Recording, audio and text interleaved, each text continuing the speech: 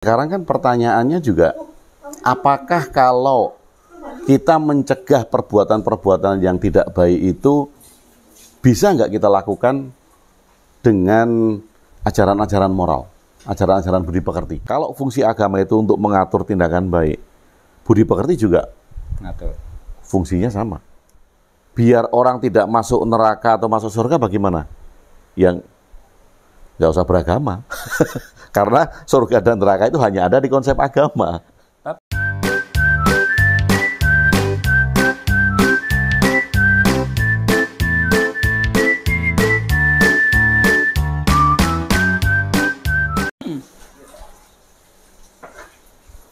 Minggu pagi nih Pak Ben. Iya. Selamat berlibur buat teman-teman. Ya, kita juga lagi nunggu makan. Makan. Jadi Makan ada suara-suara dapur, ada gorengan, biar alami kalau kita sedang mau makan pagi nih Pak Ben. Sesi ngopinya tadi udah ya? Sesi ngopi duluan, baru itu. Wajib itu Pak? Wajib Pak Ben. Kok kayak agamanya? Oh iya, harus. Gitu. Agama wajib, masa ngopi nggak wajib. Tapi kan gini Pak Gung, tentang agama tadi ini kan sudah menjadi semacam basic tuntunan atau semacam katakanlah the way of life ya? Atau gimana? Ya, ada yang menganggap seperti itu. Ya. Nah, nanti kalau tiba-tiba samar-samar itu berkurang, apa jalan hidup manusia masih terbimbing? Nah, ini yang mesti harus kita tanyakan kan. Fungsi agama itu apa sebetulnya? Nah, kalau menurut Pak Ben, apa fungsi agama itu? Saat ini sebagai pagar. Bagi saya sebagai pagar. Pagar gaib, Ya, ya gaib karena tidak terwujud. Ya. Apa pagar itu untuk menangkal apa gitu? Setidaknya ketika saya tiba-tiba berjalan di depan ada godaan-godaan yang menggiurkan yang ingin saya raih, tapi secara normal itu tidak bisa tidak memenuhi syarat untuk mendapatkan itu, sehingga saya akan mengambil jalan pintas. Jalan pintas. Sebagai contoh saya akan curi atau kalau saya melakukan kejahatan lah. Kriminal. Oke. Sederhananya melakukan kejahatan lah. Tapi ketika tiba-tiba memori tentang agama, tentang aturan-aturan itu mengatakan bahwa itu tidak bagus, tidak boleh, itu mampu menghentikan tindakan berikutnya saya. Jadi istilahnya mencegah perbuatan-perbuatan yang tidak baik. Ya, semacam itu. Nah, sekarang kan pertanyaannya juga, apakah kalau kita mencegah perbuatan-perbuatan yang tidak baik itu bisa nggak kita lakukan dengan ajaran-ajaran moral, ajaran-ajaran budi pekerti? Karena harusnya bisa, harusnya. Tapi kayak masih sesuatu yang asing di lingkungan kita. Loh, kita kan ajaran-ajaran moral kita banyak loh. Ajaran-ajaran kebaikan, ajaran-ajaran moral, budi pekerti. Dulu waktu zaman Pak Ben SD ada ajaran budi pekerti kan, pelajaran budi pekerti kan. Bermanfaat ya kan. Nah, perbuatan baik kan, yang luhur itu seperti apa, itu kan budi pekerti kan. Nah, sekarang kalau kita sudah cukup mengenal ajaran-ajaran baik dan orang bisa melahirkan ajaran-ajaran baik karena adanya pendidikan budi pekerti, agama perlu nggak? Tapi masalahnya ajaran budi pekerti itu secara formalnya sampai saat ini malah saya kok kayaknya tidak semasif ya ajaran-ajaran agama yang didengungkan Pak. Di hari-hari biasa aja tiap hari saya bisa mendengarkan tausiah yang menuntun, mengajak kita untuk kamu jangan berbuat ini, berbuat ini, berbuat itu. Tapi saya belum mendapatkan, misal ketemu seseorang, kamu jangan beginilah. Ya oke lah, itu kan karena orang lebih memilih mengajarkan agama daripada mengajarkan budi pekerti. Berarti kan masalahnya di orangnya, Pak. Di orang yang mengajarkan. Lebih bisa jadi kan karena sudah tergerus dengan sesuatu yang mereka yakini itu berasal dari Tuhan misalnya. Jadi menganggap bahwa budi pekerti itu hanya berasal dari manusia. Nah, padahal kalau kita melihat tujuannya kan mulia. Tujuannya mulia. Jadi yang salah siapa gitu? Yang salah kan ya karena kita nggak mau ngajarin budi pekerti. Nggak usah di sekolah lah, di rumah sebagai role model orang tua itu ketika dia melakukan budi pekerti yang mulia ya anaknya akan mengikuti. Kan? Jadi apa fungsinya agama gitu? Kalau tadi Pak Ben katakan untuk memagari hal-hal supaya tidak berbuat jahat misal. Loh dengan mengetahui, mempelajari dan mengamalkan budi pekerti orang juga tidak berbuat jahat. Malah berbuat baik, menolong sesama, empati. Oke lah, itu mungkin dalam tindakan yang real ya, tapi kan kita manusia kita gitu secara umum masih membutuhkan doa. Nanti kalau saya mengalami sesuatu yang mendoakan saya siapa? Kalau agama nggak ada. Ya itu karena nggak pede kan, Pak. Jadi merasa harus didukung oleh orang di dalam doa kan karena nggak pede. Karena dia tidak punya kepercayaan diri untuk meningkatkan dirinya. Kalau dia punya kepercayaan diri, self esteemnya dia muncul, maka dalam kondisi apapun kan dia bertanggung jawab pada dirinya sendiri. Nggak perlu bantuan orang lain. Harusnya gitu ya. Harusnya gitu kan itu orang-orang nggak pede aja. Nah masalahnya kan, mengapa orang itu bisa nggak pede kan gitu? Mengapa orang itu merasa butuh bantuan orang lain gitu? Karena pengetahuan yang diterima lah, seperti misal kayak saya nih, saya merasa saya bukan orang baik-baik saja, artinya banyak tindakan-tindakan yang perlu dikoreksi di diri saya. Itu kalau dalam bahasa agama tuh saya masih banyak dosa, ya kan? Itu kalau dosa itu konsekuensi realnya adalah neraka, ya kan? Dan konon itu akan kita terselamatkan kalau banyak di belakang kita yang mendoakan. Nah, kalau agama nanti tiba-tiba tidak diperlukan lagi, siapa yang mendoakan saya? Kalau masuk neraka. Masuk neraka. Ya kalau neraka itu ada. Emang gimana? Nggak ada yang buktikan kan? Kalau neraka itu ada, kan sampai sekarang nggak ada buktinya. Kalau neraka atau surga itu ada, gitu kan. Nah, orang banyak memaknai bahwa neraka dan surga itu ada di kehidupan ini. Bahwa neraka dan surga itu hanya dipisahkan oleh dinding yang tipis. Gitu. Nah, dinding yang tipis ini kan memaknai bahwa surga dan neraka itu adalah kebaikan dan kejahatan, kan gitu kan. Orang masuk neraka bisa saja kemudian diangkat ke surga.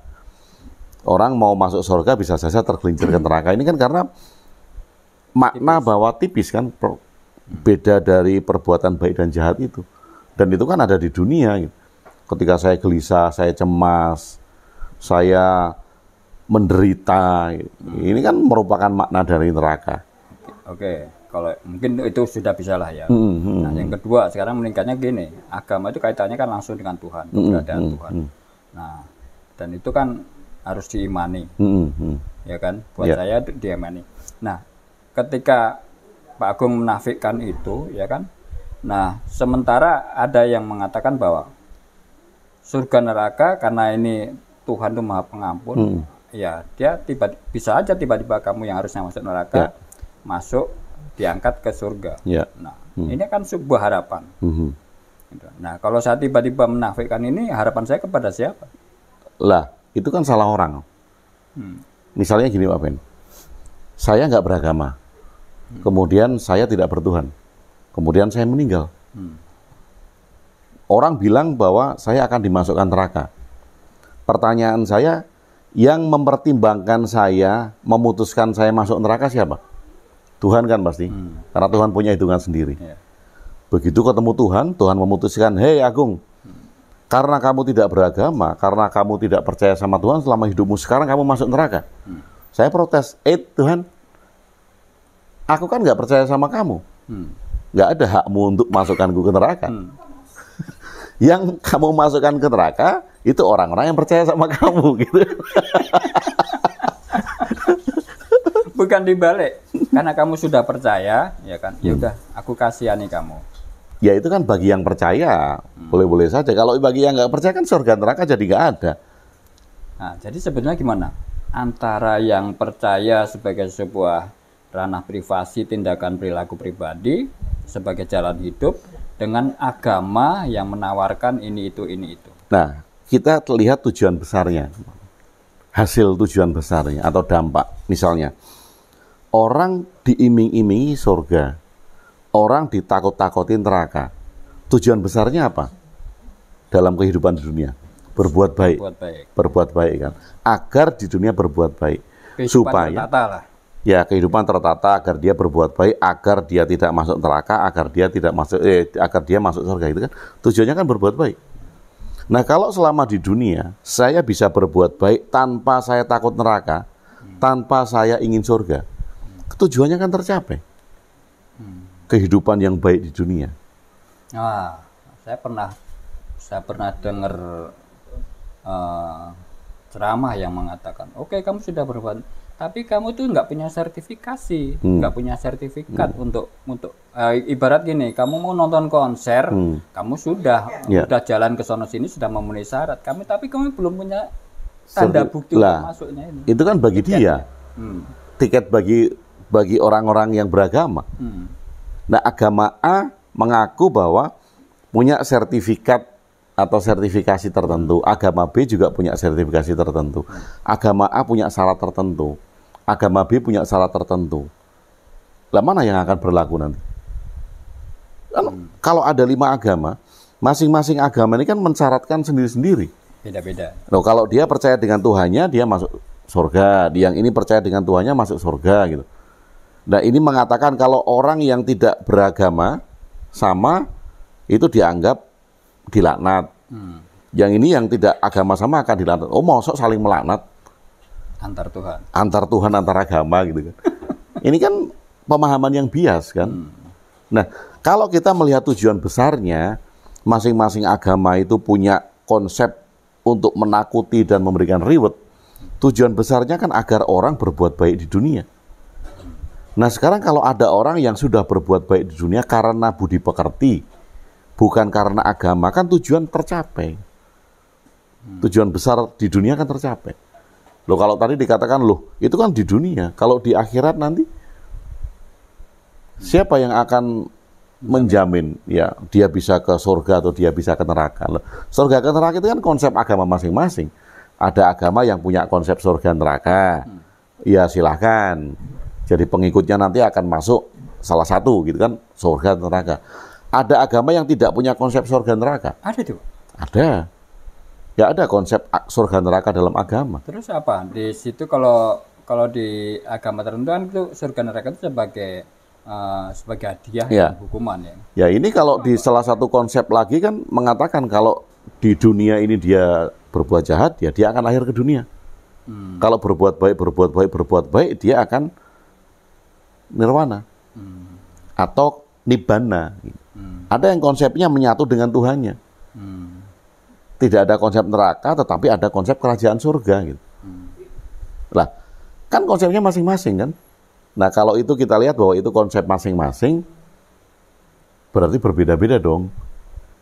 Yang ini alam surga nerakanya terpisah dengan alam nirwana, yang ini alam kerajaan surganya terpisah dengan konsep yang lain-lain. Loh, kalau memang alam setelah kematian itu ada nyata, maka setiap agama seharusnya melihat satu. Apa itu? Ya satu hal kan. Misalnya kita mau ke puncak, mosok puncaknya misal Cisarua, apa yang kita ke Permata Hati di Cisarua, mosok berbeda-beda sih. Kalau memang Permata Hati itu ada gitu. Nah kan sesuai dengan prasangka sebelumnya. Makanya karena itu kan nggak ada kan. Kalau ada, mosok kita mau prasangkain sih. Ini vilanya catnya hijau. Ya setiap orang ke situ bilang bahwa itu vilanya catnya hijau. Nah, bukan berdasar prasangka ya. Oh, ada kok. Kalau memang real seperti itu kan. Ini karena itu konsep, maka setiap orang, setiap agama mendefinisikan sesuai dengan perakiraannya sendiri-sendiri. Tapi Pak Agung yakin ketika orang tidak beragama mengandalkan tuntunan dan ajaran yang bagus itu, moral tadi itu akan tertuntun ke sana. Apakah masyarakat tertuntun kita, kemana? Maksudnya untuk berbuat baik itu, apakah masyarakat kita sudah siap dengan cara itu? Masyarakat kita siap dari dulu, Pak Ben. Dari awal kan yang ada kan ajaran budi pekerti masyarakat kita. Masalahnya sekarang kan karena itu terlupakan. Jadi orang tidak menjadi role model tentang budi pekerti. Ketika orang melihat korupsi di mana-mana, ya orang akan ikut.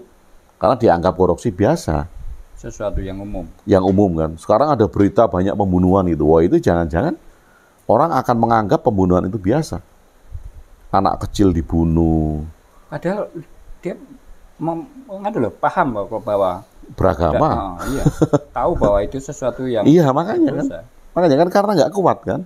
Karena dia tidak menyadari bahwa budi pekerti itu merupakan landasan untuk kehidupan. Anak kecil ditenggelamin misalnya. Atau dia sakit hati dengan pacarnya, dibunuh, dimutilasi. Nah, kalau berita-berita itu banyak, maka saya khawatir bahwa itu adalah role model sebuah perilaku yang biasa, sehingga orang ngelakuin itu. Karena itu role model kan, orang tidak mencontohkan tentang budi pekerti. Ngeri juga Pak ya, kalau gitu. Nah, makanya kan kita kembali lagi. Sebetulnya, apa sih fungsi agama? Kalau fungsi agama itu untuk mengatur kebaikan, kok masih ada? Bukan masih ada. Kalau fungsi agama itu untuk mengatur tindakan baik, budi pekerti juga ngatur. Fungsinya sama. Atau tujuannya berbeda? Tujuannya sama, kan berbuat baik. Kan tujuannya satu, masih mengharapkan kehidupan surga. Iya, itu kan konsep kan? Konsep kan? Konsep. Jadi kalau biar orang tidak masuk neraka atau masuk surga bagaimana? Yang nggak usah beragama. Karena surga dan neraka itu hanya ada di konsep agama. Tapi kan orang sifat manusia itu kan cenderung untuk meminimalisir resiko. Ya kan? Ya kalau memang itu udah sama, ajaran moral juga baik, agama juga baik, yang satu konsekuensinya belum jelas, ya kan? Kalau yang ini jelas ada jaminan surga, ya kan bisa memilih yang lebih. Iya, dijamin tapi nggak ada bukti kan? Hanya jaminan aja tapi buktinya nggak ada. Tapi aman, Mbak. Merasa kan? Pak Ben mau beli tanah gitu. Udah Pak Ben, saya jamin tanahnya ada. Gitu. Tapi saya nggak bisa membuktikan bahwa tanahnya ada. Itu Pak Ben mau beli nggak tanah itu? Saya jamin Pak Ben tanahnya ada gitu. Kalau hanya jaminan ya, jaminan tanpa bukti gitu. Dijamin 100% itu nggak ada buktinya. Lah, kalau saya mengatakan berkali-kali Pak Ben saya jamin tanahnya ada. Pak Ben saya jamin tanahnya ada. Saya berusaha meyakinkan Pak Ben kan. Kalau memang ada, saya nggak usah jamin. Pak Ben percaya. Tanahnya. Jelas. Pak Ben sudah melihat kan. Saya nggak usah bilang Pak Ben saya jamin Pak Ben. Tidak perlu meyakinkan. Tidak perlu meyakinkan, orang Pak Ben sudah lihat ada buktinya kok. Saya nggak perlu menjamin berkali-kali kan. Saya mengatakan menjamin berkali-kali karena saya takut Pak Ben nggak percaya. Nggak percaya karena memang nggak melihat. Karena saya katakan jamin. Makanya kan yang perlu kita tanyakan kembali itu, fungsi agama itu apa? Ada nggak fungsinya? Kalau Pak Ben tadi katakan fungsinya adalah untuk agar kita berbuat baik. Loh berarti sama dong, budi pekerti juga fungsinya sama, berbuat baik. Kalau kemudian tadi Pak Ben katakan agama kan bisa masuk ke surga. Itu kan konsep. Kalau orang meyakini itu ya boleh saja, silakan.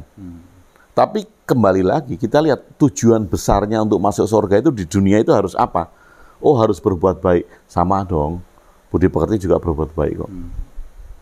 Nah kita melihat dampak kehidupan di dunia kan. Tapi kan di ajaran moral kan nggak ada ini Pak.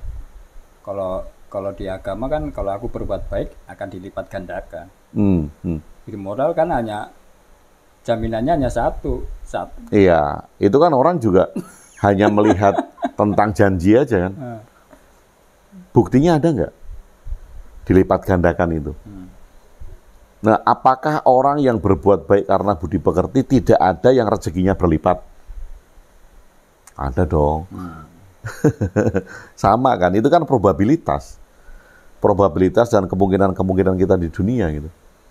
Oke, nah, tadi kalau nanti agama itu nanti surut, pemahaman tentang agama surut, akhirnya akan berefek pada kepercayaan pada Tuhan juga surut. Nah, nanti kalau memang itu sudah tidak dominan lagi, kita dapat rezeki dari mana?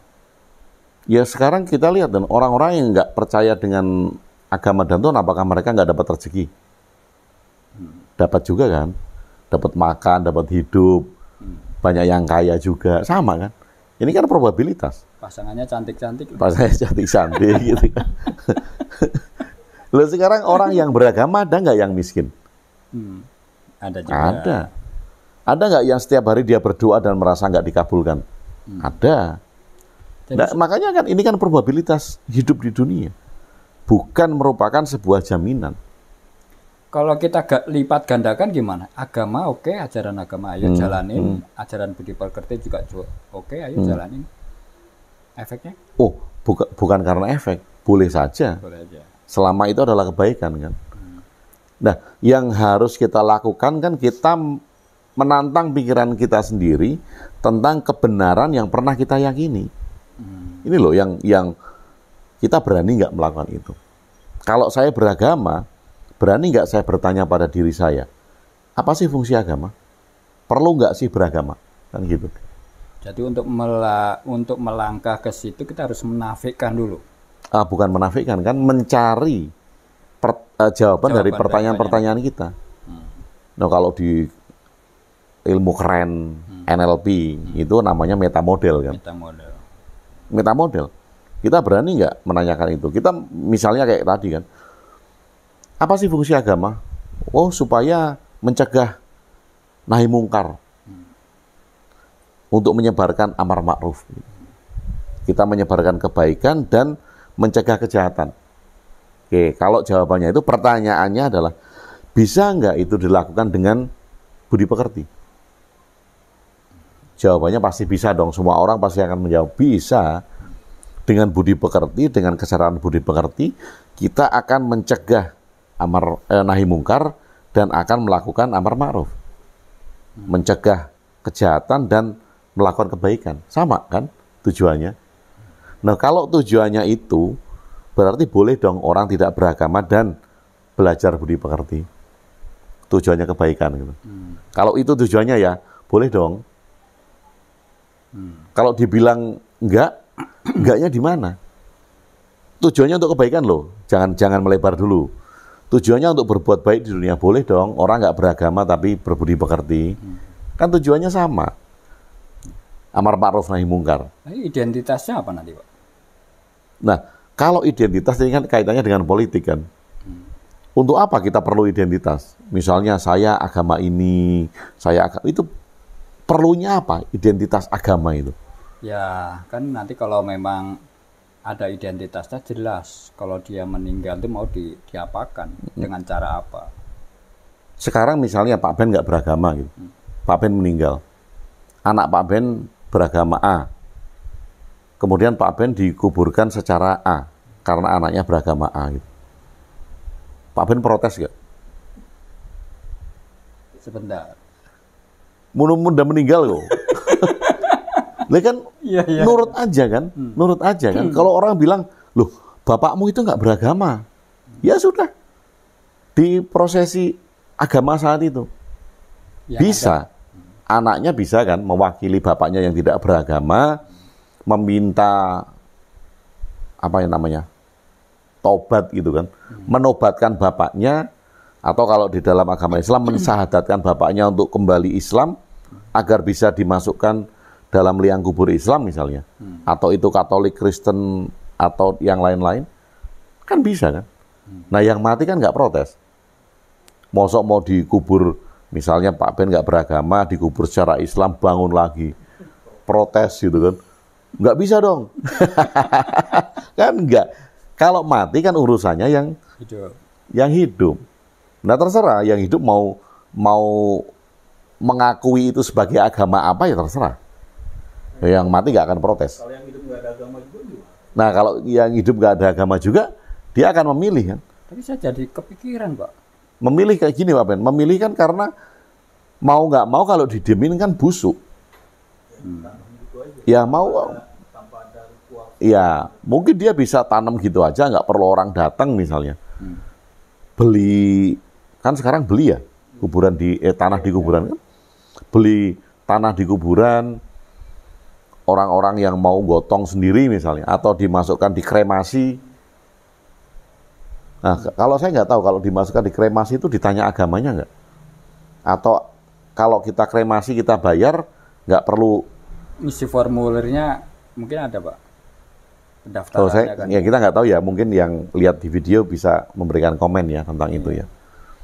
Tapi itu kan pilihan kan, ya bisa dengan cara apa saja. Saya kok mengerikan Pak membayangkan itu Pak. Kenapa Pak Ben? Belum masuk neraka, di sana kan dibakar Pak. Belum masuk aja udah dibakar Pak. Lah dibakar di sana itu kan konsep Pak Ben. Nggak ada yang membuktikan bahwa di sana dibakar gitu kan. Itu kan konsep kan. Kembali lagi kan, konsep itu dibuat agar orang di dunia takut sehingga dia berbuat baik. Nah kita lihat tujuan besarnya ini kan. Perkara itu ada, ya silahkan. Gitu. Kalau itu nggak ada ya silahkan, namanya konsep. Supaya orang-orang itu punya tujuan yang baik di dunia. Nah sekarang kan kembali lagi kan pertanyaannya, tujuan baik di dunia ini bisa nggak dicapai dengan budi pekerti? Kalau bisa, ya orang bisa memilih. Dia bisa bertindak baik lewat agama, dia juga bisa bertindak baik lewat budi pekerti. Ini kan bisa jadi pilihan. Itu kalau kita tanyakan, apa sih fungsi agama? Manfaatnya apa sih kita beragama? Nah kalau kemudian tadi pertanyaannya, tujuannya agar bisa sampai ke surga, supaya tidak ke neraka, ya itu konsep. Kalau orang meyakini itu ya silahkan. Itu kan merupakan abstraksi nanti. Nah yang perlu kita tarik di kehidupan saat ini adalah dampaknya apa bagi kehidupan sekarang. Ada kepedulian nggak buat lingkungan? Itu empati, pedulian, ini kan hal-hal yang nyata kan. Makanya ini harus kita munculkan atau kemudian kita masyarakatkan kembali tentang budi pekerti di Indonesia. Ya nggak perlu nuntut pemerintah untuk mengadakan kembali pelajaran budi pekerti, karena budi pekerti harus dicontohkan. Nah kita menjadi role model lah. Ya kalau guru, kalau mau mengajarkan hal-hal baik ya dia harus bertindak yang baik. Apa nggak lebih efektif kalau itu disistematiskan Pak, ajaran budi itu? Maksud saya kan boleh-boleh saja, ya kan. Kalau memang pemerintah tidak, mosok kita tidak bergerak. Kalau pelajaran budi pekerti itu tidak disistematiskan dalam pelajaran sekolah dan tidak masuk dalam kurikulum, mosok kemudian kita diam saja. Iya kan? Kan kita nggak menyerah dengan itu kan, karena setiap dari kita itu menjadi role model dari budi pekerti. Boleh tanya Pak? Iya, bisa. Di sini kan Bapak mengatakan budi pekerti gitu ya. Iya. Apakah budi pekerti ini akan menggantikan agama atau harus jalan bareng dua-duanya gitu Pak? Bukan jalan bareng dua-duanya dan bukan pula untuk menggantikan. Lalu? Ini kan esensi kan? Ya. Esensi agar kehidupan ini berjalan dengan baik, nggak chaos. Nggak saling bunuh, tidak kacau gitu kan. Nah, kalau agama itu kita lihat sebagai ajaran baik, maka di dalam agama ada budi pekerti dong. Yeah. Nah, kalau di dalam agama ada budi pekerti, seharusnya kan bisa kita pisahkan kan, budi pekerti dari agama. Harusnya bisa kita pisahkan kan, kalau agama mengandung budi pekerti, oh kita pisahkanlah budi pekerti dari agama. Nah, berarti budi pekerti bisa kita pelajari sendiri dong. Apa karena agama itu terkotak-kotak gitu, sesuai dengan pilihannya mereka masing-masing? Nah, budi pekerti kan adalah esensi dari universal ya. Iya. Ya, ini yang bisa kita lihat, mungkin saja ini kan mungkin ya.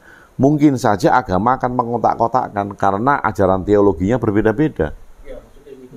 Ya kan, jadi menganggap bahwa orang yang berbuat baik tidak sesuai ajaran agama tertentu, dia akan dicap tetap saja nggak akan diterima oleh Tuhan. Tetap saja, nah ya walaupun dia berbuat baik di dunia, kalau mati dia tetap masuk neraka. Bukan golongannya. Karena bukan golongannya, itu kan konsep teologi kan.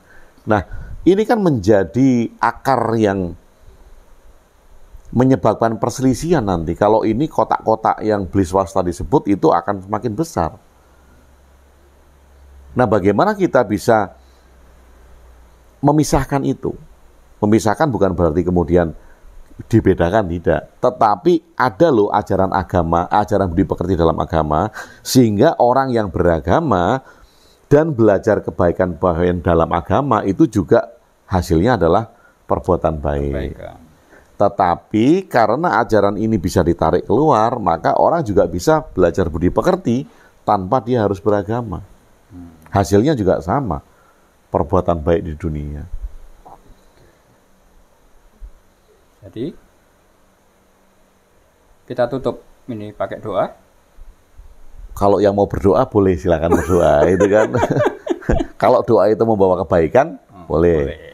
Tapi yang harus kita tanyakan bersama-sama untuk pikiran kita sendiri tadi. Apa sih fungsi agama? Apa sih manfaatnya agama? Nanti dipilah lagi ya Pak. Ini apa sih fungsi doa? Ya, doa fungsinya apa? Supaya saya percaya diri Pak Agung. Gitu. Makanya kemudian kita tarik. Kalau ada orang yang bisa percaya diri tanpa doa, boleh dong. Ya, dia kan, ini kan meta model kan. Kita menanyakan pikiran-pikiran kita sendiri supaya kita tahu core-nya. Jadi kita tahu kalau kamu beragama itu kamu tahu loh tujuannya apa. Kalau kamu tidak beragama, kamu juga tahu tujuannya apa. Karena ini sebuah tantangan, yang menantang itu adalah orang-orang yang berani. Dan saya kayaknya belum berani. Belum berani. Ya berarti sekarang berani makan. Gitu. Makan supaya ada keberanian. Iya.